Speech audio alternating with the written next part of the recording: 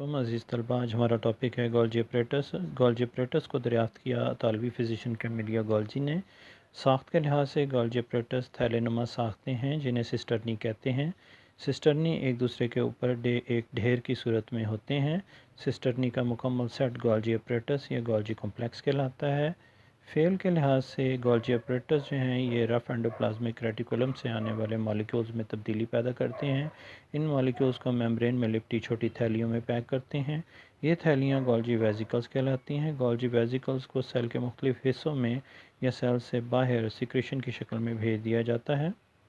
ये देखें, हमने गोल्जी अपरेटस बनाकर दिखाया हुआ है और ये सिस्टर्नी का बना हुआ एक सेट है। ये सिस्टर्नी एक दूसरे के ऊपर ढेर हुए होते हैं और इन सिस्टर्नी का पूरा सेट गोल्जी अपरेटस कहलाता है। ये देखें, गोल्जी वेसिकल्स जो इन सिस्टर्नी के किनारों से नमूदार हो रहे हैं और ये हमने सब्ज़ रंग में मॉलिक्यूल्स दिखाए हैं। ये molecules endoplasmic reticulum rough endoplasmic reticulum से आने वाले मॉलिक्यूल्स हैं और गोल्जी अपरेटस इनको पैक करके गोल्जी वेसिकल्स की शक्ल में अपने अंदर से ख़ारिज कर देते हैं और इस तरह से ये गोल्जी वेसिकल्स जो है ये या तो सिक्रीशन की शक्ल में प्लाज्मा मेम्ब्रेन के थ्रू सेल से बाहर खारिज कर दिए जाते हैं या फिर सेल के अंदर ही अंदरूनी इस्तेमाल के लिए एक जगह से दूसरी जगह भेज दिए जाते हैं। उम्मीद है आज का टॉपिक आपको अच्छे से समझ आ गया होगा। अपना ख्याल रखिएगा। खुदा हाफिज़।